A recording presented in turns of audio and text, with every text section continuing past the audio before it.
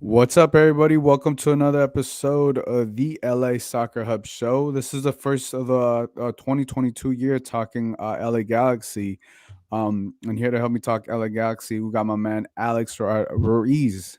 How you doing, Alex? I'm doing good, Gio. How are you doing? Good, man. Just getting back, getting back into things. Came back from a quick vacation and stuff. Took a couple days off, but yeah, ready to get back into it.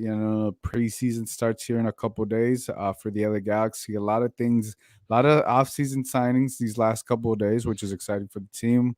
Preseason starts in 5 days, so I mean, we're gonna start seeing some games. We're gonna expect, I expect more names to be come up. Players to be signed. Galaxy have a DP spot available. So all that thing, man, it's getting exciting. But yeah, man, what about you? What you been doing over the holiday break? Yeah, just school and stuff, and working for Total LA Galaxy, which is the account that I co-run, and that's where you can find a lot of my content and stuff there, and just overall, just trying to keep up with the off season so far. It's gone by really quickly, actually, really quickly than I expected. Yeah, it's the short off season, which makes it interesting. Also, it's a World Cup year, so this is like a lot of different things going on this season compared to other ones because we'd have like such a longer break. But that's how things. Shout out to SGV Agent. He says, "What's up, compas?" But yeah, I hope you guys enjoyed every the holidays, and I know I did. I know it's been a little bit short, but I know things are starting to pick up, especially with the Galaxy, right? Because we know they missed the playoffs, right? So this is going to year two for Greg Vanny, going into great year two for a lot of the French players that are there, right?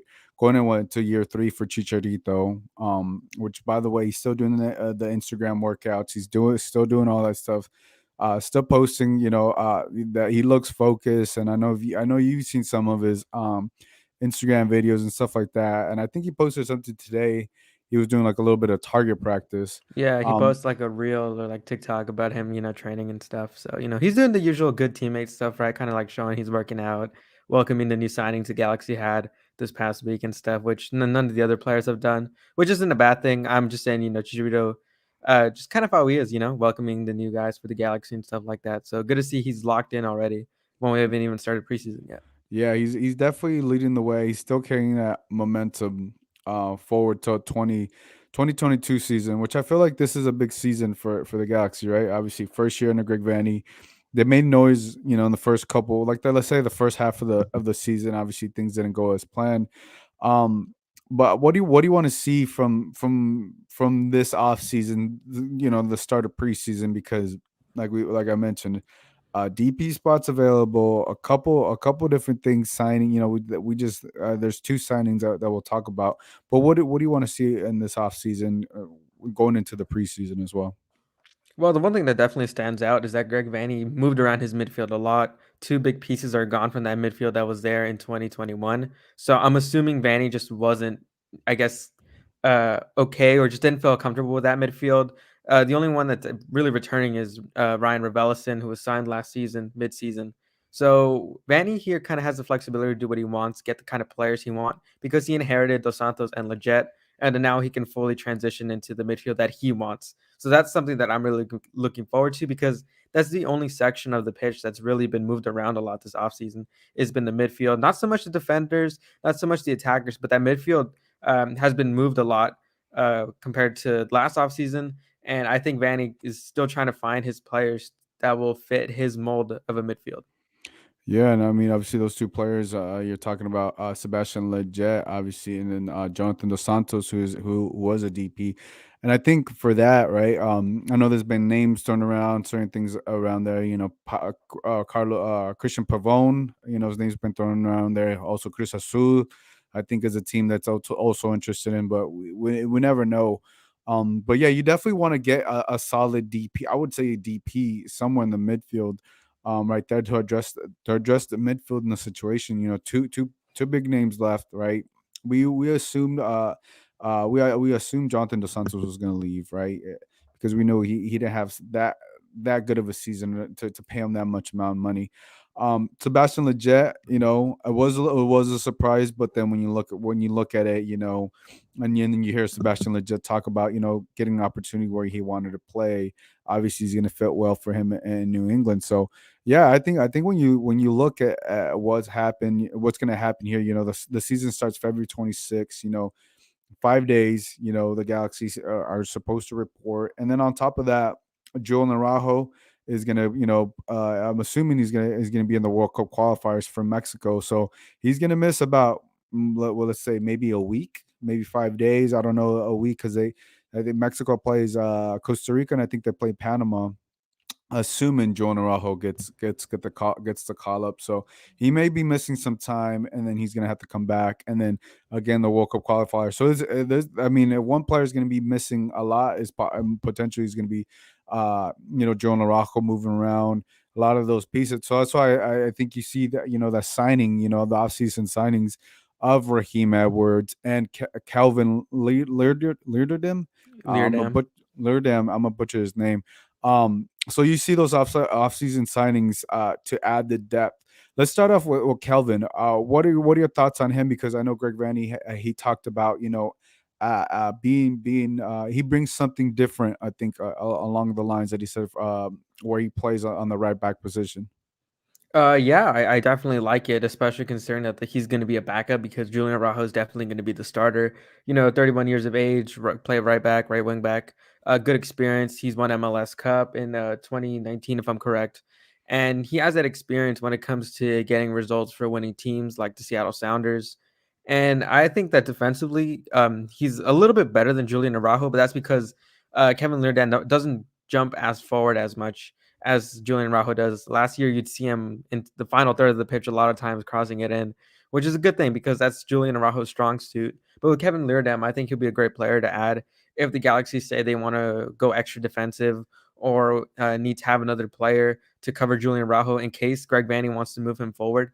Kind of like we saw in in the second game between LAFC, right? When the Galaxy were trailing, Greg Vanny decides to move Julian Araujo as basically a right midfielder, as a right winger in order to get him forward. So if the Galaxy are in situations like that, they can plug in Kelvin Leerdam to play as right back and still have Julian Rajo going forward down the flanks.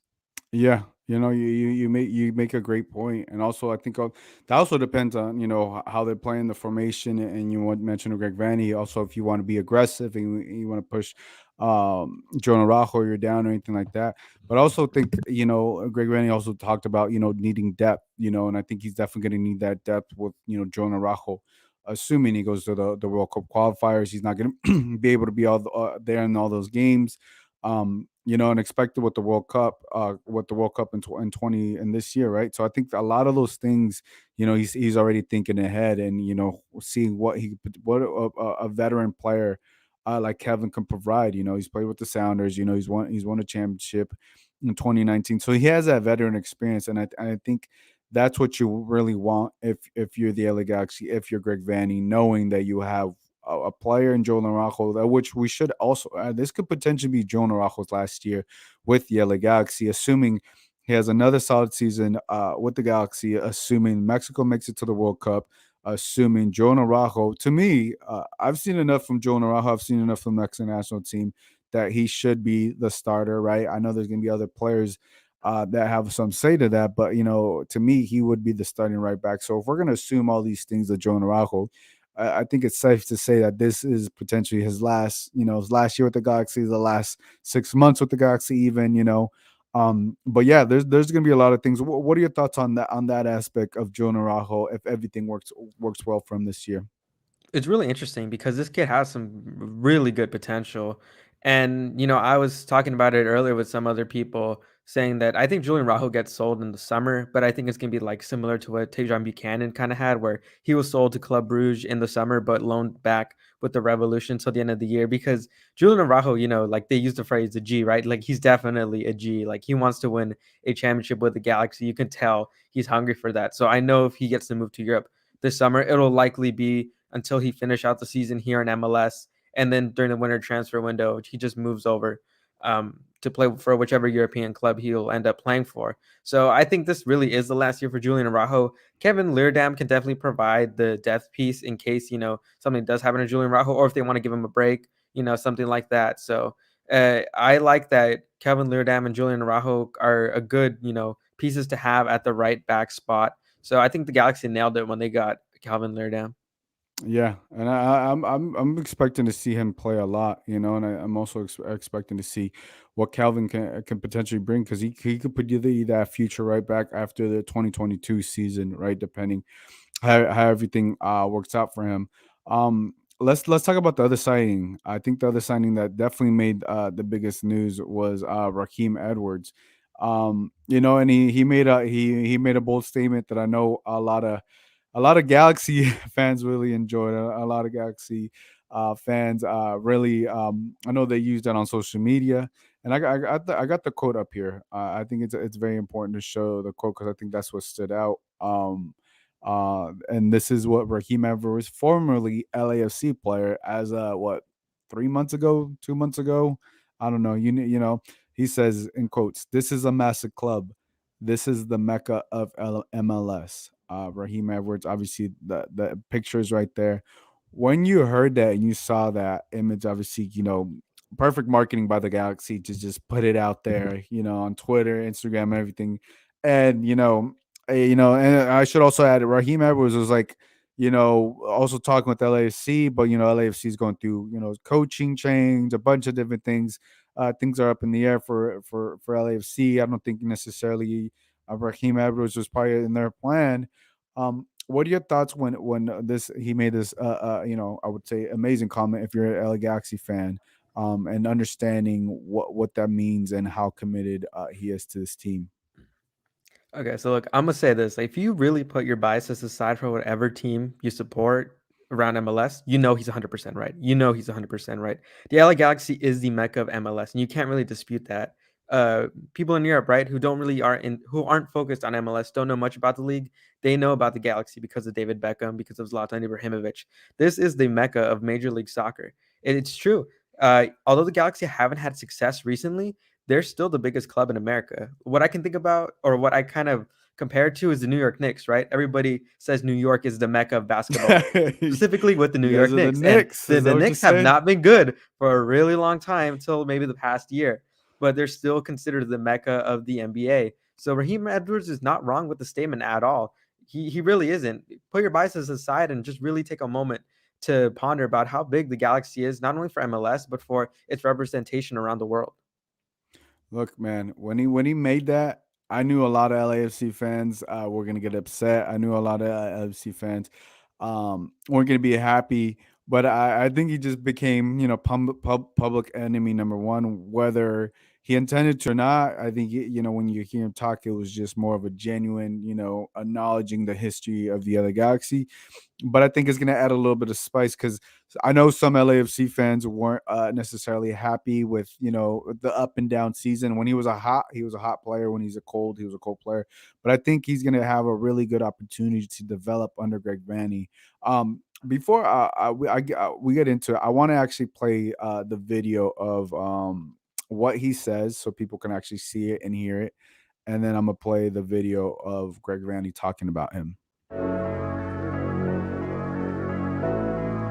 I chose Galaxy because the staff, those are guys that I connected back with in 2015 to 17. So those are guys where I got my footballing ideas from, how I see the game and whatnot. I think I have a really, really strong mentality and a way how I play about and go about the game. So I think I can bring that to the team. This is a massive club. This is like the mecca of MLS. So there's gonna be pressure, obviously, from fans and from whatnot. So I can see that as a little obstacle, but that's an obstacle that I want to have. Because I know the fan base here it's a winning fan base. So we need to get trophies in our cabinet again, and that's what I want to do. It's gonna be interesting, obviously, me coming from the enemy side, as you guys call it. Not gonna rub people the right way, but it's it's the profession. It's great to be a part of a club that has so much history, so rich in history. So my message to the fans is I'm going to bring it every game I can. Whether I'm playing good or I'm not playing good, I'm going to bring it. So be ready. He said he's gonna bring it any way he can. Thoughts now that we saw the whole video and you listened to it fresh out there. When you saw that video, what went through your mind, Alex? It was honestly really interesting because he's coming from LAFC, right? Like that's the team he just recently played for not so long ago. So I knew the entire fan base was going to be really salty about it, and they should be because you don't want to hear an ex player go into your biggest rivals and kind of talking down your club a little bit, which is Hey, really funny and kind of maybe hey. something else to spice up the rivalry as it's kind of heading into a new direction. Now as LAFC have a new coach, and that kind of past team is kind of gone a little bit. So I think it's something good to spice up the rivalry. Though you knew he was going to say that, he's going to say big things about the Galaxy as a new player. This video is introducing him, so I'm not surprised he's saying this stuff at all. But it's really spiced up all the LAFC fans, and honestly, I think it's really reignited the Galaxy fans' kind of passionate hate towards LAFC. So it's really fun to watch the fans kind of go at it about it. So I can't wait to see the LA derbies this year, and hopefully Raheem does play because there'll be an element of he used to be one of us. Yeah, yeah. I will say it's a little unexpected. But I do like the spice. Whether he intentionally meant to, you got to know it's gonna bother people, right? But I don't think hearing that he's just as genuine as you can be, but he also understands where he's coming from. Coming from straight from OFC, coming to this. But I like the spice. I like, as a fan of the rivalry, as a fan that loves, the banter of fans going back and forth. Obviously, we have a show and everything like that. I like what Raheem Edwards is doing, and I really do think he can develop under Greg Vanney. And he mentioned that he chose the staff because he has experience there in 2015 in Toronto. So I really want to see how he's able to develop with Vanney now that he's more of a mature player. He has more experience in the MLS. And we've seen Vanney develop players, a lot of different players, especially Joe Narajo. And then I want to play what Vanney says on Raheem, and here are his words. It's great, first to bring Raheem to the Galaxy. He's obviously a player that I've known for a number of years. Worked with him in Toronto. We had success together. He was a young player at that time, but always free-spirited, very good attacking player. Could create opportunities, create chances. I think as he's grown over the years, he's become more well-rounded. He's worked on his defending. He's worked on his two-way play. But he still has that unique attacking ability. So for us, we're looking at him as in the left back position to support Jorge, who's there. But they do that role in very different ways. You have Jorge, who's a veteran, very savvy, sits in the position, and you have Raheem now, who can really attack and who can really provide extra numbers in the attack from that position and gives us a little bit of a different attacking element out of there. So we're excited. He's versatile. He can do other roles as well. So he brings quality. He's a winner, and he's a competitive guy. Thoughts. Let's talk about that. I think one thing that stood out for me was the left back position. He's going to help out Jorge Villafana because obviously watching Raheem play with LAFC, he played a little bit on the right back position. He was playing mostly forward. He was essentially a utility guy. He was playing all over. He was playing in the midfield. At times he played forward. They were using Raheem wherever they could throw him in, as a substitute. Hey, I think if they could probably throw him in at goalkeeper, they probably would have thrown him at goalkeeper last season because it was literally everywhere. But it's interesting for Greg Vanney from the start. I'm assuming he already had this conversation with Raheem before he even signed where he wants to see Raheem, and that's on the left back position because at times he did struggle with LAFC on the defensive end, but at times he was very successful on the offensive end. So I really do see what he can bring to the table, but I also feel like if he's able to develop properly under Greg Vanney, and be this defensive or the backup option, or say something happens like like with Jorge Villafana last season, he had to go through some injuries. Raheem could definitely step up. I think he may be the only thing that I saw from last season is being a little bit more cleaner on the defensive end. But what are your thoughts on him being the left back, the second option? I would assume on that left back position. I think it's a good idea. You've basically got kind of a similar player like Julian Araujo. Like Vanny mentioned it, he likes when Raheem gets forward. He has a special quality when he gets forward, kind of like Julian Araujo does when he gets forward as a right back. And I think Greg Vanny, really wants to play his fullbacks up forward a lot higher, considering that you're gonna have Ryan Ravelisson be your pivot midfielder who can come in as a third center back if needed, if the Galaxy are pushing up. So I think that it's a great signing. He made a distinction that Jorge Villafana, is a different player, veteran, sticks to his position a lot more, isn't as adventurous going up down that left hand side. So I think Raheem brings that extra adventurous kind of, I'm not afraid to dribble past you because he has that ability. He's a good dribbler. Um, but overall, I think it's going to be a great signing, and I think Vanny's probably going to turn to Raheem Edwards when it comes to we need goals right now. Kind of reminiscent of when on the last game of the season last year, when Vanny was starting O'Neal Fisher at the left back spot. But since they were down a goal, he needed to put in Nico Hamalainen, who's not with the team anymore because his loan expired. But basically, he put in Nico because they needed that extra attacking spice up forward because they needed goals at that moment. And if that happens again, Raheem Edwards is the perfect player to put in there. I know his defense, isn't his strong suit because that wasn't the position he originally played when he first came out of Toronto's academy. But I think he's really grown at it, especially the last year with LAFC. He really played as like a wing back, sort of just going up and down, whichever side he was playing on. So I think his defense has definitely improved since Vanny's seen him. And I think Vanny will be like, okay, I think maybe I can start you this game here. And, Vanny's confident in Edwards' abilities to both get forward and defend, then I can really see him becoming the full-time starter. But that's if his defensive qualities do improve, because that's really what's holding him back from being a starter. Look, I would definitely agree with you.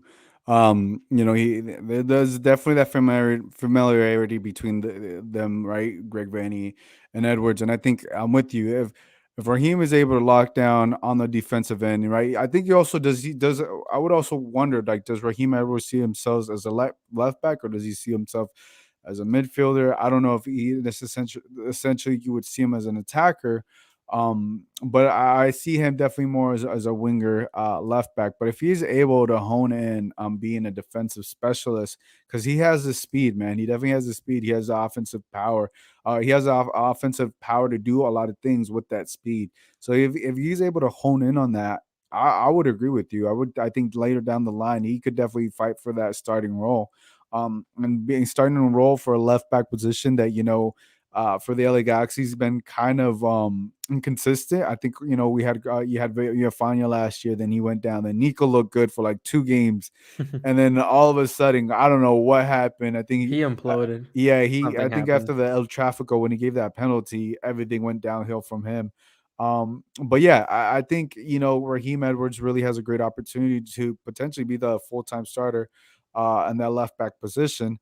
At least be a second half sub or something, to impact the game. He could definitely be one of those players that impact the game, and I just want to see if he's able to commit. I really feel like he's definitely going to have a lot of success with the LA Galaxy, and I think this may be something that the LAFC fans may not be upset because he was a hot and cold player, but if he's able to develop and in under Greg Vanny and the coaching staff and be a solid defensive player, there's gonna be a lot more salty LAFC fans with all these players, and like we shouldn't have left Raheem, but I think this is a good situation for Raheem. He doesn't really need to leave LA. I know he likes LA. Gets to go to a solid coaching staff, so we'll have to see what happens in this preseason, which is gonna be a very exciting preseason, and then going into the actual regular season. Jonathan G on YouTube says, "Big shout out to Gio and Alex. Excellent Galaxy coverage. We appreciate you, Jonathan, for tuning in and appreciate your comment." Um, but yeah, I'm looking forward to this, man. Like I said, January 15th. These guys report, and then the thing starts going on from there. What are you most excited about? This going into starting January 15th. Obviously, we know some of the preseason schedule. What are you excited about this, Alex? I'm just excited to kind of see everybody kind of, mesh together because remember, this team last year was built midway through the season, right? You had signings coming in on deadline day of the summer transfer window, Dejan Joveljic, and now they're gonna have a full preseason to kind of, mesh together, something they didn't really have the opportunity to do so last year, in which they had to basically learn to play with each other every single game, sort of, because players were coming in and out of the lineup due to injury, and players coming in from other countries to play for the Galaxy. So I think it's nice to see that they're gonna have some familiarity with each other. They're gonna play a preseason, get to talk to one another, have some, kind of like fellowship with each other, and really get to enjoy, being in each other's, company, get to know each other because that's really important when it comes to building a team. Because you want a collective, not a bunch of individuals, and that's what the Galaxy are going to need if they want success in 2022. And I think if they can just get the around and just really bond together, I really think this team can really do something special because last year they went through a lot. You had Sebastian Leget's sister pass away, Jonathan Dos Santos's father passed away, and that was kind of something that brought the team together. Even though those players weren't there, playing the game or in the locker room, but it was something that brought the team together. So I think they're gonna have moments like that to kind of bond during this, preseason. If the rumors are true about a tournament happening in the preseason, then that'll be a big opportunity for them to hang out and really get to know one another, because that's what matters for this team right now, that they work together well, and it's not just one player kind of carrying the team like we saw last year with Chicharito scoring a bunch of goals in his limited amount of time that he was allowed to play because of the injury that was hindering him. So if this team can get it together, really bond with one another and make it seem like they are comfortable, have chemistry with each other, then I think this team can be really dangerous, because that's the one thing that was holding this team back last season. Yeah, there's a continuity of being able to understand each other. I mean, they look great in the first season, but we definitely started seeing more and more of those holes once the season went on. I'm gonna pull up here the schedule. So reporting January 15th, there's a closed door scrimmage on January 9th versus Toronto FC. Preseason matches at Dignity Health Sports Park with fans. New England Revolution on February 5th. That's at 7:30, and versus DC United on February 19th at 3 p.m. So I'm very curious to know when the actual because I know I believe it was Stephen Goff that he tweeted about the Galaxy playing preseason games in where is it in Palm Springs, so I'm Yeah. kind of curious when that's going to happen, and between the when how are they going to spend 2 weeks, because I know they played the what is it, the Sun Cup, I forget what tournament they play in Tucson, it's Yeah, been in like two or Arizona, three yeah. weeks in Arizona, yeah. So if they switch that over to Palm Springs, I don't mind making the drive. What is it, like an hour and a half, 2 hours, wherever, depending wherever you are in town. Making the drive out there, going out there for a weekend, a hot, somewhat hotter, it's Palm Springs weekend. Just go watch some soccer out there. So yeah, I'm very interested in that. What are the teams? I'm assuming it's gonna be all the East Coast teams, because all the February is the worst time for the East Coast, Midwest teams, and so I Yeah, would I was assume. reading it was the teams that were kind of involved was DC United, the Red Bulls, Seattle Sounders, Colorado Rapids, the Earthquakes, and if I'm correct, I think Orlando. Those are the teams that were interested or kind of brought up in Stephen Goff's tweet when he was talking about that. So that could change, but I definitely hear what you're saying about the Eastern Conference team kind of wanting to join, especially considering the weather is a little bit more extreme at this time. Yeah, and I think also looking at the schedule, right, at the different dates, when is that going to happen, right? Because you have, if they're scheduled to play at Dignity Health Sports Park, 5th, and then they don't play the next game till February 9th. So I'm assuming after February 5th, that's when you do it, right? Because the next preseason game is February 19th, unless you switch those matches to Palm Springs, which I don't really see that, because fans are going to want to go to the games. They want to be closer. Sometimes, but look, I don't mind making the drive out there. It's once a year. It'd be like once a year, and it's something new. I wouldn't mind making the drive. Would you consider going? Are you considering going out there to Palm Springs? Maybe we'll have to see when the games are and stuff, but it's definitely an interesting prospect that I'd like to be part of. So Yeah, and if it does go through, because nothing's official yet, it hasn't been confirmed by any teams. The Galaxy haven't put out any statements about it lately or at all, to be honest. So we'll have to see, how this kind of thing formulates, because it's entirely possible it never happens, which is kind of the worst case scenario if you're a fan who kind of wants to go out, get out of town a little bit for the weekend, go to Palm Springs, watch the Galaxy play preseason. So, Well, I it's up in the already air right booked now. my hotel. No, I was playing. I know, right? I already booked it. No, no, I have it. I have it. I'm just teasing. But I think it's a very reliable source. Yeah, Stephen Goff. he's very reliable. I think it's just they're trying to cross their T's, dot their I's. Trying to figure out, see if it's a one weekend thing or whatever. But yeah, I think I like, as the league is growing, I like that they're doing this. I like that they have this Just to get so fans get out there, get away from the city, just different perspective, get to see your team in the preseason. Kind of like baseball, baseball spring training. The Dodgers obviously they go out to Glendale in Arizona, so I really like this. Hopefully they do this moving forward, and it gets better over throughout the years and stuff. So hopefully something like that in a way fans can really connect with the players and stuff. So that's the thought process I have. It's more of like that, like kind of like the spring training type of aspect. So hopefully it's something similar to that or even better. And I think Palm Springs is not that far. And I know there's a lot of LA Galaxy fans in the Inland Empire, so it's not even that far for them. We do, and then Jose Gonzalez, he said I used to like the Tucson one. I never went to it, but yeah, that was quite the drive. We do have another question from Walter Campos. He says, "What do you guys think about Douglas Costa and 7 year rumors?" I know you had posted about the Douglas Costa. What are your thoughts on that? On Douglas Costa being the Galaxy very interested in the 31-year-old Douglas Costa. Yeah, I have my notes here about both players. So let's start with Douglas Costa here, right? Left midfielder, left winger, 31 years old. He's on loan to Gremio from Juventus. So the Galaxy, if they were to get a deal for Douglas Costa, it would have to be money for Juventus because still a Juventus player. Um, he went to Gremio to try to help them fight the relegation battle, but unfortunately, he wasn't really much help. He played 26 games in the Brazilian First Division, scored 3 goals with 2 assists. Not very productive. And, he's been known as a player who has potential, has flashes.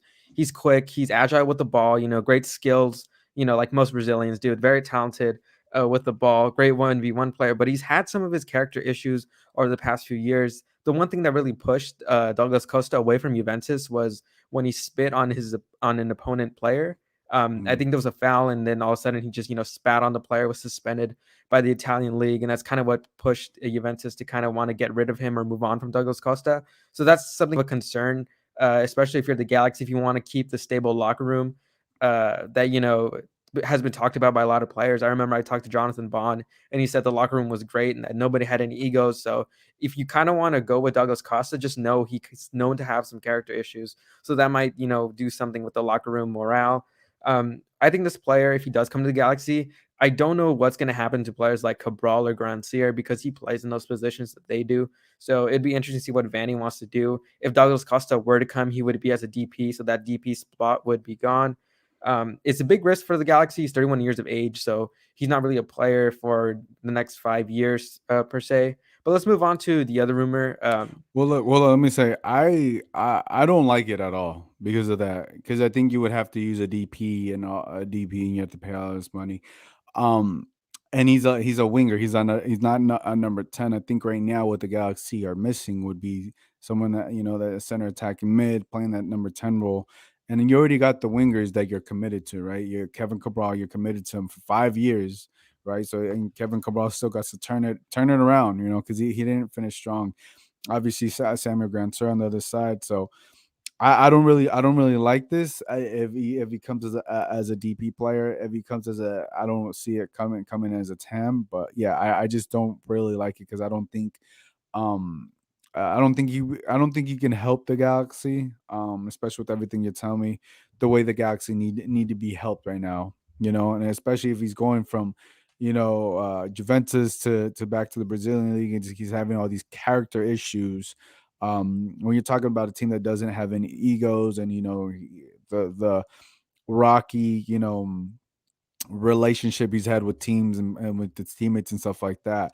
Yeah, look, it's great that he's holding that. I think that I would assume that's the Club World Cup trophy, but I think you need someone a little less controversial and stuff. So for that reason, I don't really like it, but we'll see what happens. And I Yeah, think and this one is more thing to add about Douglas Costa too, like he's played 26 games, hasn't really been a goal threat. 3 goals in 26 games. Kevin Cabral scored more goals last season for the Galaxy than Douglas Costa did in Brazil. So either way, you're kind of getting a Cabral 2.0, which isn't really what the Galaxy needs. And like you mentioned, they need a number 10. And the next player, Teji Sabanier, French player for Montpellier, 30 years old, attacking midfielder, currently has 5 goals and 6 assists in 16 games in Ligue 1. He's currently being nominated for Player of the Month in France. He's an excellent player, has great vision. He's really the missing piece that the Galaxy really need. Right now, he's putting up better numbers than Leo Messi in France. If you look at the Oh, stats, don't compare now no, to I'm not. Messi. Now you No, I'm just saying he's putting get up better numbers. Not saying he's better. There's a difference. But right now he's putting up better numbers. He's helping Montpellier really fight for to stay up in Ligue 1. And he's been an amazing player since he's been in Montpellier for the last couple of years. Excellent set piece taker, which if the Galaxy won't re-sign Victor Vasquez, which looks really unlikely now, he's going to be the set piece guy that the Galaxy are going to rely on if they do get Sabanier. Excellent long shot taker, which is something the Galaxy kind of need because they don't really have a threat when it comes to somebody who can shoot outside of the box. We know Chicharito is an excellent player inside the box, but he's never scored a goal from outside the box. If you need a long shot or somebody who can do that consistently, Savanier is a great player who can do that. He really reminds me of Sebastian Javinko when he was in the league. He would take shots from outside the box, and they wouldn't be goals most of the time, but at least they test the keeper. And I think that's a player the Galaxy needs, somebody who can test the keeper from outside the box if it's clogged in, because we know teams are going to be focused on Chicharito. So I think that Savanier will be an excellent signing really for the Galaxy. And he's really the missing piece. He's a 10 attacking midfielder, right what the team needs. He's shown to be consistent in Ligue 1. So, he's not unproven per se. So, if the Galaxy were to get him, it would be an excellent signing and he would perform. The thing is, would Montpellier want to get rid of him? He's their most important player on their team. Like I mentioned earlier, he's putting up great numbers there. He's been nominated for Player of the Month this past month of December. So I think that this signing would be a home run for the Galaxy if they were to get him. But it all depends on the negotiation, how much they're going to pay. On transfermarket.com, his value is around 17 million. So will they be able to pay 17 million? We know AEG has the money, but will they want to pour that into a player from France? Yeah, look, if I don't really see them paying 17 million, they could have paid somewhere, close to that or near around those numbers for Pavone, and they didn't. I think Pavone was, if I can remember, it was like 10, 12. I forgot how much $1 million. But look, outside of the numbers talking about, this is a type of player, center attacking mid, everything that you mentioned. This is the type of player that the Galaxy are missing, right? And I'm gonna be honest, I haven't watched any of his games or anything like that. I'm pretty much going off of what you said. I know you've done your homework on this, but like everything I'm hearing, this is the type of player that the Galaxy need. Like you say, you can take shots out from there. I'm even seeing in the comments, Tony saying 7 years very good. I know he watches a lot. I know Tony watches a lot of soccer. So yeah, this is the type of player that the Galaxy need, and then this is the type of player that could essentially take the LA Galaxy from missing the playoffs, to getting them into the playoff spot and making it a deep run. Because look, there's a lot of teams, and Sign's already signed with Toronto FC. LA Toronto FC is making big noise trying to sign all these big name players. We know Galaxy have that in their DNA. They already got Chicharito. They gone Cabral. Cabral's obviously not necessarily a big name, but yeah, I think now it's more about the roster construction and what you need as a team. And if it's Savanier, it's Savanier, but you need someone like him, whether it's a Savanier, a Pavone, or someone like that.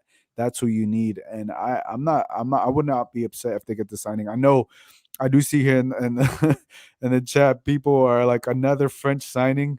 I think like Now, what this this guy reminds actually me. has some good pedigree. It's not like he's unproven playing in the second division. This guy Exactly. is basically keeping Montpellier alive in Ligue 1. So he's a quality player.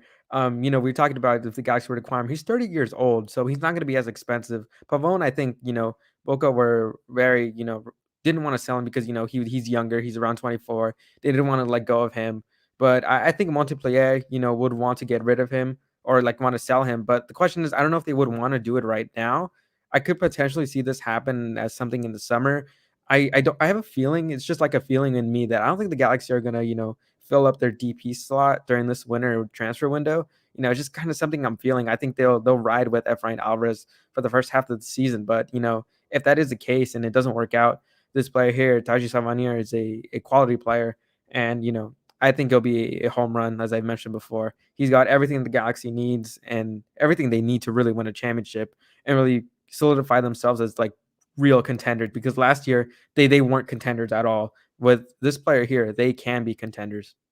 Look, a great point. Logan Jones brings up a great point. He says, "Is he injury prone?" Because we've been signing a lot of French players, and they get injured a lot. Look, from the Anything you came research I've done, across? he seems to be play like at least 35 games a year. I don't know how much games are in the league on season, but 35, that's like That's a lot of more. games. Yeah, that's a lot of games. It's like That's a lot of games. over like 90% of their games. So it doesn't have injury problems from what I can see so far. You never know if that could occur if he signs here. But from the looks of it, he seems to be, player who doesn't have any injury problems. He's really talented. Just the thing is that, he doesn't play for a big club in France. So, you know, um, he's not getting as much attention as other players who are playing at the top clubs in France, but he's definitely quality. This year he's proved it. He's had, as I mentioned before, 5 goals, 6 assists. Those are good numbers. Yeah. No, those definitely good numbers. I mean, if he's able to do it out there, in the French league, we definitely know he can come out here and do that. Right? It's just being in the consistency, and I think also having the other French players, it'd be easier to transition. And we know how Greg Vanny and the coaching staff love the French players. But yeah, I like it. I like this potential interest. Now, but you also brought up another point, which I was very I also thought about too, because it's like you haven't heard the big rumors around the other Galaxy. What For whatever reason, I don't know what that is. Especially with this open DP spot. But also, I would not be surprised that if they don't also sign a DP until the summer, right? If they hold on to that DP now, the flip side of that, if they don't do that, if they go with that plan and the LA Galaxy for whatever reason start slow or tanking or not having a strong start to the season, then questions are going to be asked, like, why didn't you sign someone during this winter transfer window when you had an open TP spot for a number of weeks. I think maybe like a month, maybe going into a couple months now that Jonathan Dos Santos is no longer with the team. So there is that risk, right? If you don't sign that DP, is it really urgent? I don't know. You didn't really have Jonathan Dos Santos for most of the games, and you just got by. But like, I think if you really want to make a deep run, you would want to have these players, and how we talked about the continuity. I think the best scenario would be trying to get that DP spot cleared up as soon as possible. So down the line, you guys they already have that chemistry and everything built together. I think that's the only thing. That's the only risk that I'm seeing if the Galaxy don't go and use that DP spot. What are your thoughts on that? Yeah, like you mentioned, this is something that definitely needs time to be thought about. There's only three DP spots for a reason, right? These are the most important players on the entire roster. These players need to produce. And if the Galaxy, kind of want to rush into it, then they can go ahead. But I think they should take their time. This player, Sabanier, is really good. He's going to be a quality DP if they get him or not. But, you want to consider your options, look around a little bit more as well, kind of really see what happens with him or watch him more closely. Maybe if you're the Galaxy, and definitely if you're a Galaxy fan, you should definitely be tuning into multiplayer games. If he comes this winter or comes in the summer, he's definitely going to be a player that's going to be talked about when it comes to who's going to be that third DP. But overall, I think that the Galaxy are going to be patient with this DP slot. So, I mean, they almost had Albert Rusnak for like 5 minutes on they're as their new DP. So that was pretty funny. But Well, we they have it got right a here. Someone in the chat says we got blue ball Albert Rusnak for like 25 minutes. I think Yeah, I would was it? blame Keith Costigan. He's a play-by-play commentator for Fox Sports. He posted, "Oh, I'm hearing on, Rusnak will on be with the Twitter. Galaxy," and then if I'm correct, 30 minutes later, he's like, "Oops, wrong about that." And then I think yesterday, I think it was he said Rusnak will be heading to the Sounders. So it's more on Keith Costigan. Doesn't really break much news. As I said, he's a play-by-play commentator, but that was pretty funny to be honest, and really messed with everybody's feelings. Yeah, well, the thing is too, especially anytime you talk about the Galaxy, um, you definitely want to be right. Well, you definitely want to be accurate. Number one, but yeah, I think it's just interesting because I think like especially news like that. If you're not typically breaking news like that, then people really I've found out that people get really upset. Look, I've been able to like to get some information or anything, but I just want to share. I've never been like, oh, I can't wait to break that.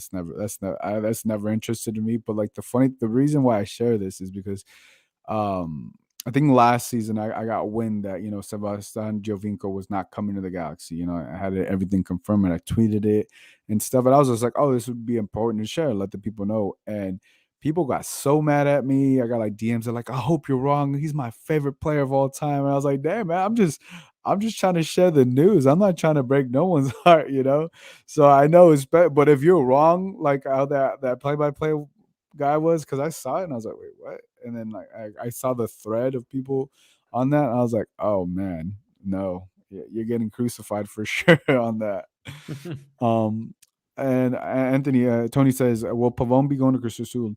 I I don't can know say that this. I'll say that's this. the that's the rumors. I know I was the reading interest is there Mexican newspapers and just stuff in Argentina about Pavon because kind of have to read about him, because he's especially if the free Galaxy been like. this summer, right? This Yes, is he was in negotiations with Cruz Azul, but they've broken down since. So it looks like he will not be going to Cruz Azul at all. Options are that he'll still try to look for a move to Europe, whether it be Celta de Vigo or another team in Spain. Those were the names or teams that were brought up interested in Pavon, aside from the LA Galaxy. So there's some competition for him. Cruz Azul, unfortunately, aren't going to be able to get Pavon as those discussions have broke down.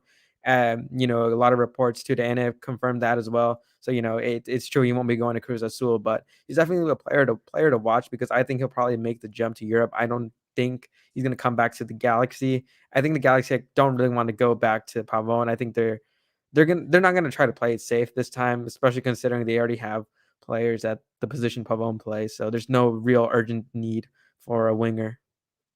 Yeah, no. I think he could also play the number 10 though. I don't know. I do like the Pavone. I just feel like how much the Galaxy are willing to pay and how much the right Boca Juniors is not an easy team to negotiate, right? Oh, yeah. They definitely make it the most difficult we've seen, right? They make the negotiations very difficult, very back and forth and stuff. So but yeah, I wouldn't be surprised that he ends up going somewhere else or whatever, because if they want 15 million or something, because I don't think the Galaxy wanted to go over 10 million or something like that for Pavone a season ago. So I don't see the Galaxy they're interested. I think the interest has been confirmed, but like I don't know. I think at this point, because I think what's his name? Dennis Close had a really good relationship with him. Dennis Close is no longer there. With the Galaxy, he's obviously moved on. It's a brand So new I, coaching staff as well because yep, GPS basically brought most of the Boca Juniors coaching staff with them when he came to the Galaxy. So that's a big difference there. And players too. It's yeah, gonna be a different players, team. personnel, the guys you kind of made relationships with, Dos Santos, Leggett, they're not there anymore. So, you'd always see Pavon, Leggett, always together and stuff, partying, and stuff like that. So, they're gone. So I think that's probably influencing his decision as well, knowing that, hey, this team's completely different than the one that I played with 2 years ago. Yeah. So yeah. I look. I like Pavone's game. I really like what I saw. When in the short time with the Galaxy. I wish we could have saw more of him, but like I don't really see that happening. But I think they need a player like his that has the same capabilities of what he does. In the chat, Logan says Rusnak signing the Rusnak quote unquote signing reminded me of when Sasha was supposed to come to us in 2014. Hey, this sometimes happens, man. This Mhm. sometimes And I happen. miss everybody who tries to report news. Trust me, everybody has their low moments. Yeah, hopefully that doesn't happen to any, you and I. But yeah, look, for me, like I said, I just try to share information. I'm not trying to be the breaking news guy. I'm not trying to be Woj or anything like that. I'm just trying to put the information out there. Let's get into another comment. Here we go. He says, I think the Galaxy should look into Ghana or Nigeria to find cheap local stars because those nations have good football. I would agree. That's not a bad Not a bad take. idea, but you Just also got to there. consider this that the international spot in MLS roster is really really valuable. And if the Galaxy are going to use an international spot, they're going to try to use it on a player who kind of has some pedigree, who's kind of known to produce at good levels. So if you're going to go to places like Africa, Ghana, you got to make sure that the players has some good experience, has played, and that's usually why a lot of players that are brought in from MLS from Africa, it takes a while for them to kind of, get into breaking into the starting 11, usually playing for a team's second division side. So if we were to probably, get players from Africa, I'd mostly see them in Galaxy 2, and that would really be it. I don't really see them starting for the main team just because of how valuable that international spot is. And I think G2 is a great way to evaluate players that you bring in, especially if you're bringing in prospects. That's a great way to evaluate those players.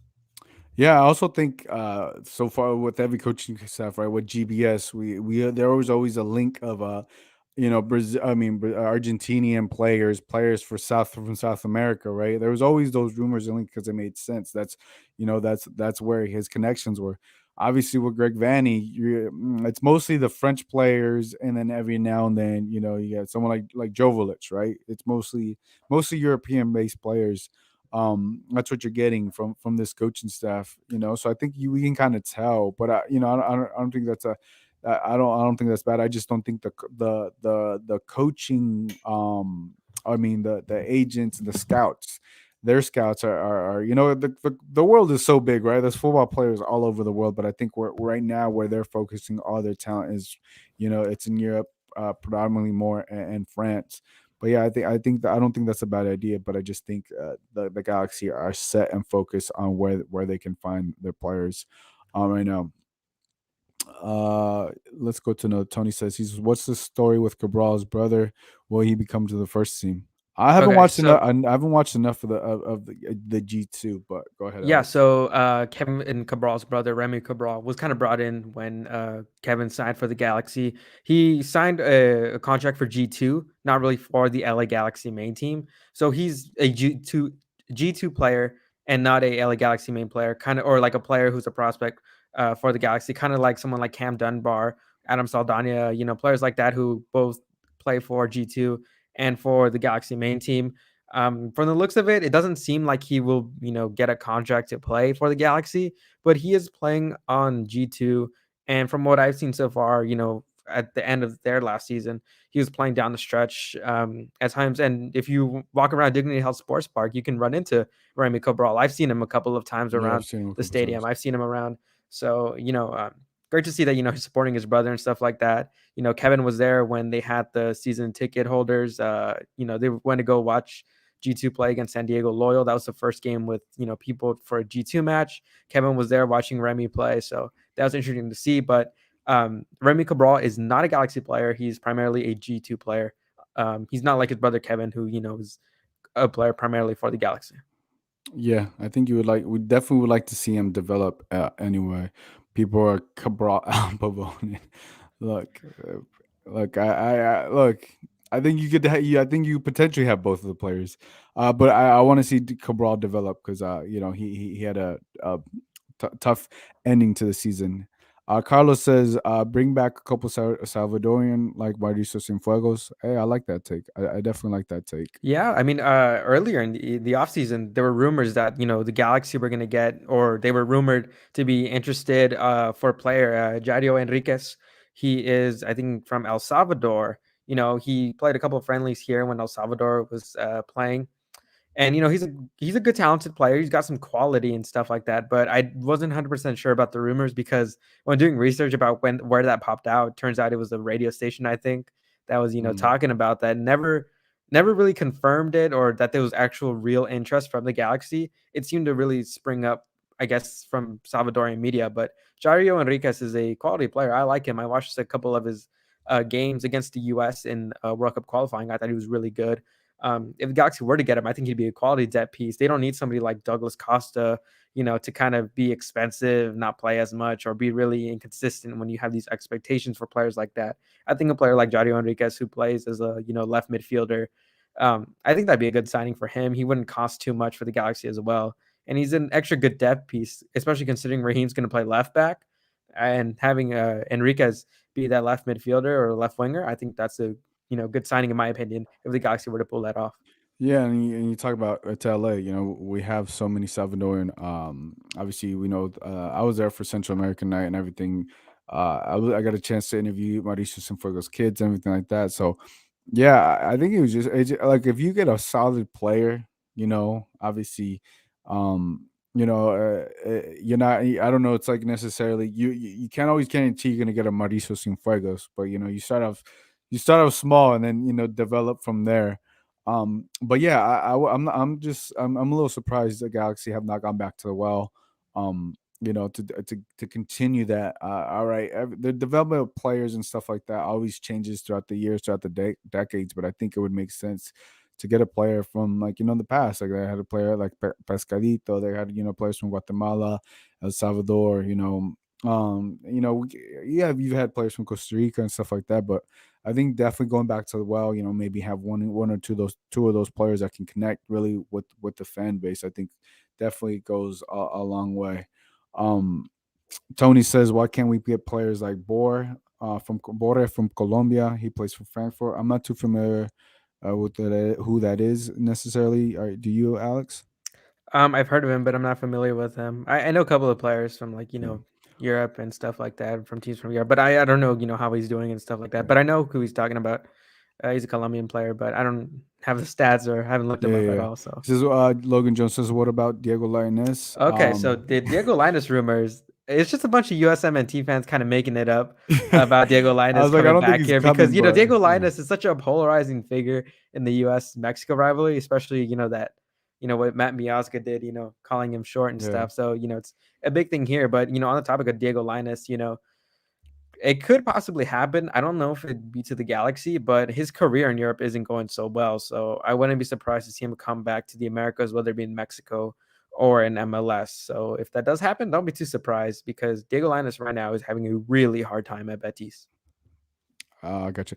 And Tony says Rafael Borre. Okay, now I know who you're talking about, but I don't know. I haven't watched enough of his game, but I just looked him up. But I'm with you, man. Any type of those type of players, Colombian, anything like that, that I give you that because we know Galaxy have known to having the European players and stuff, but that it would be nice to have a couple of those players. Maybe that DP spot can be at least I was hoping it would be Pavone, but like I said, what we spoke about earlier, I don't know if that's gonna happen.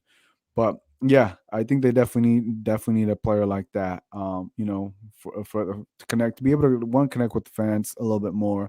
Two, they can have someone behind them because obviously Chicharito is a guy, but it feels like Chicharito. This potentially, depending how things go, it could be Chicharito's last season. Last year, he has a Yeah, because player this is option, yeah, player it's option at the end of the year. yeah, so it's like if he does well, let's talk about that. Let's talk about that Chicharito. What would you like to see for Chicharito this season? Right, I know we're way ahead. We're way ahead, but what would you like to see a Chicharito at the end of the season? Obviously, individually, we know that he's committed to the team, obviously. Yeah. But if individually, what would you want to see from Chicharito at the end of the season? Be like, all right, you know what? Let's sign. Let's sign. Let's do the player extension for one more year. Look, it's always going to be risky when it comes to Chirito, especially considering his age. He's going to be 33, 34 by the time the season ends. So, you're going to have to consider that as a factor. But I think this year is going to be the year where you try to get the most out of him because he's not the future. He's for now. He's not a piece that you're going to be thinking about, hey, maybe, we can create a dynasty with this guy because he's not going to be that guy. And to be frank, I think Chicharito has really, really improved himself as a person and a player this last couple of years. The only thing that's really holding him back is injuries, and that's really about it. And usually, when you deal with injuries as an aging player, it just gets worse from there on. An example I can bring up, Victor Vasquez, he's dealt with his injury problems, in Toronto, and that really caused him to kind of leave MLS for a bit. And then, he eventually came back this year. He still dealt with injury problems, actually this year. I remember seeing him coming off games, just looked to be touching his hamstring too much, worried about it. He wouldn't play extensive minutes. Chicharito's not a 90-minute guy anymore. So that's something you also have to consider if you're going to sign him for another year as a DP. He's probably going to play maybe like 80 minutes at most, and that's about it because he can't go the full 90. He gets tired. It's not his fault. It's just, father time catching up to him. But at the end of the day, I think the Galaxy are just going to try to make him as productive as possible. We know he could have won the Golden Boot last year if he wasn't injured. That record was still in reach for him. I think by the time the season ended, I think he was maybe, 2 goals away from Tati Castellanos' Golden Boot tally. But I think Chicharito this year is gonna try to get as much as he can, because I think in himself he knows that this is probably his last shot with the Galaxy, because I think he's settled to probably retire with Chivas. Knowing he came up from there, and his family has a history with Chivas, so I think he's gonna retire with Chivas, and he's gonna have this kind of last ride with the Galaxy this season. I can really potentially saying that something that I see really likely coming is this is Chicharito's last year, because 2023, I think is going to be a completely different story. And I think they're going to have another change, or have Dejan Jovic be the future of the striker position, because he hasn't had much usage under Vanny in 2021. So that's Yeah, something too. for me, I just in order for Chicharito to get signed again, I would have to, yeah, definitely get that golden boot. Like individually, we know what he brings to the team. Definitely get that golden boot. Definitely get them to the playoffs and definitely make a deep run. To, because I've seen you've been there. I mean, you've been at every single game, but when Chicharito scores and he has a team on his back, the fan base is 100% behind him. And obviously he's a polarizing figure, but like if he's able to have that and stay healthy throughout the whole year, then I think he earns another year with the Galaxy. But if he's not able to stay healthy, I think it gets difficult. Yeah, that's the Um, only thing. It depends on his health, really, and that's yeah, really the only issue with him. yeah. I want to get to a couple of these. I do want to give a shout out. I know people to the Galaxy. They gave me the mic. I tried to use the mic, but it wasn't. I was getting some trouble setting it up, so I didn't want to risk it. So I went my own mic, but I will try test it out the next time around, the next go around. But I want to thank the LA Galaxy and J Lab for sending me a microphone. I know there's a comment here that like they didn't send Alex a microphone, but I think you have Hey, one of Ellie. these, don't you? Those don't you? Yeah, I have Is it like J Lab? it's like Yeah, a it's different a one. very Yeah, simple. Yeah, yeah, it's but about the same thing. So I guess I have one, or I got one, way before. Got it yeah. way before it was cool. No, I just I just want to thank the Galaxy for sending that. Let's answer a couple more questions. It said Logan says he says should we wait another year? Should we wait for a year then wait after the World Cup and then have two DP spots open? Are you saying with like Chicharito being potential? I don't think you will have a. I think I think what he's Chi- trying to say is maybe because he's saying two DP spots, they're not going to move on from Cabral. He's signed for a 5-year yeah. contract. I think or for what I'm assuming he's saying is, stick with the open DP slot the whole year, and then, next season when Chicharito is not back with the Galaxy. I think that's what he's saying. Yeah, I don't know. I don't know if I see that the two DP spots. Tony says, "What are your thoughts on Galaxy and LAFC performances next season? Who do you guys think will most likely make the playoffs next season?" I'll answer this one first. I think that the Galaxy are set up they have more of a better foundation than the LAFC because one, Bob Bradley's not there. The head coaching, new head coach, Eduardo Tuesta's gone. He went to Palmeiras. I know they don't want to call it a rebuild with LAFC, but it's starting to feel that way, But I feel like I have more expectations of the Galaxy because this is year two. Like I mentioned earlier at the start of the podcast, this is year two with Greg Vanny. This is going year three with Chicharito. And you're Joe Araujo potentially last season with the team as well. So I feel like there's a lot more expectations that I have for the Galaxy because they're more grounded. They have more of the foundations, and they're not necessarily getting all these. They're not going through. Last year was Greg Vanny's first year. This is his second year, so he has his feet wet. He knows what he's doing with the team. They're gonna know. Expectations. I mean, I feel like they shouldn't be an expectation. It shouldn't. I feel like the expectations should already be making the playoffs, but that kind of is kind of hard for both teams to make the playoffs after last season. I'd be like, I feel like an expectation for these two teams. Anytime any team would play, it should be like at least make it past the first round or something like that. But yeah, they got to for me they got to make the playoffs. But I have more expectation for the Galaxy than I do LAFC. Alex, Yeah, I think the Galaxy definitely have way higher expectations than LAFC, considering that the Galaxy are way more stable than LAFC are at the moment. LAFC are having a new coach come in for the first time ever in their history. Players, that were there during their 2019 run are kind of leaving, as you mentioned. Atuesta. I think who's their center back that got hurt last year? uh, Eddie Segura, I Oh, think. Eddie Yeah, Segura, he's yeah. coming back. So players like that, you don't know if they're going to be the same again. Steven Cherundolo is going to come in. You don't really know much about him, considering he didn't really have a good record with the Las Vegas Lights last year. But then again, that was a development team, so there was really no expectation to really win with that team. So you don't really know what you're getting with him. So it's really all up in the air for LAFC. But for the Galaxy, that they were a playoff team till the last second of last season.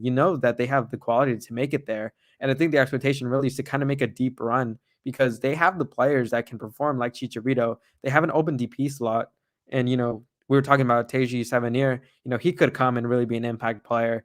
Kevin Cabral, they have this DP coming back. Already his feet are wet in the league, so it's going to be up to him to perform. So the Galaxy definitely have a lot more expectations than LAFC at the moment, considering the Galaxy are a more stable club when it comes to managing team rosters and coaching and all that kind of stuff. So I think the Galaxy really need to step up their game this year, and it would kind of be a disappointment if the Galaxy just were to struggle in making the playoffs or struggle in trying to beat LAFC when it comes to the Western Conference standings. Yeah.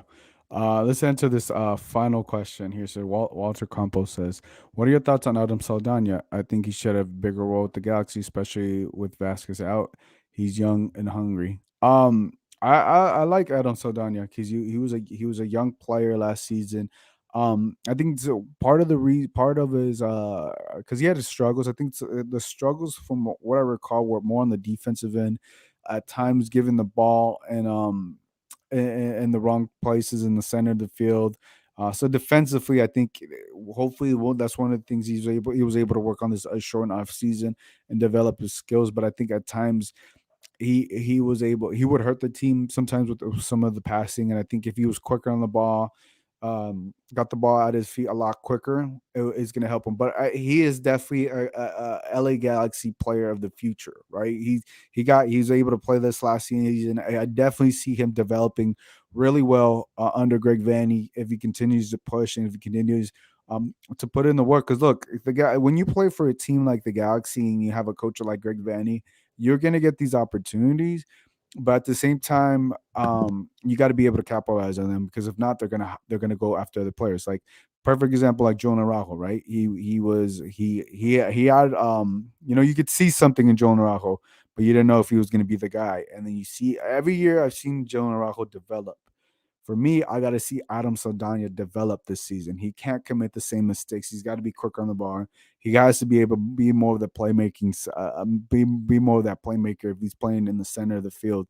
All right, there. So if he's able to develop every single year, then I could see Adam Saldana down a path similar to Joe Naranjo, right? When he's developing everything like that, but he has to put in the work consistently. Alex? Yeah, I think you hit it on the mark.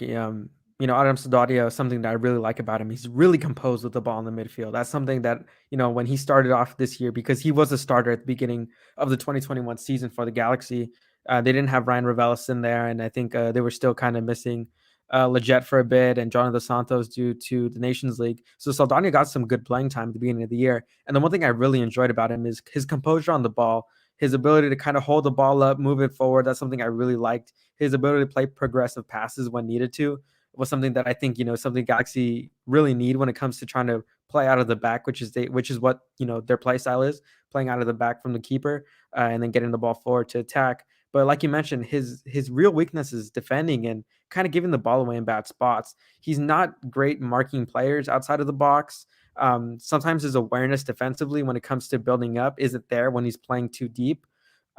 He kind of just loses the ball so many times, and it cost the Galaxy a couple of goals. Um, I can't remember, but I can't remember the games, but I know there have been instances where the ball's been taken away from him. He can't defend well. He can't mark the man with the ball, and that leads to a goal. And I think that's the thing that Vanny really wanted to work on, and that's why Saldani got a lot of playing time with G2 at the end of the year, because Yeah. I think Vanny was like, look, this kid is talented because he represented the US at the under-17 World Cup. He's got great composure on the ball. Like I said, it's just these little things he's got to fix, like defending Yeah. and making He sure has to you're clean it up. aware. Yeah, you just need to clean that up, and you'll be a solid player in the league. Yeah, no, I agree. I think he can really have a path like similar to Joe Naranjo, for the years to come because the talent that's there is just clean those things up. But I think we're gonna end it right there, guys. We've gone over an hour. Tony says, "Great podcast today, gentlemen. Thank you." Thank you, Alex, for tuning in. We'll definitely come back. I'm definitely gonna have Alex come back and stuff and talk about it because look, the guys are reporting January 15th here in 5 days. Preseason's around the corner. Well, hopefully we could see some of you guys. I always love meeting up with people. It's always great to catch up with you, Alex. So guys, that's gonna wrap it up. If you guys didn't catch the full episode, I'm gonna upload it on the podcast so you guys can also listen to it as well. So thank you to everybody that tuned in, for everybody that commented on the live show. For Alex, this is Gio. We'll catch you guys next time. Bye, everybody.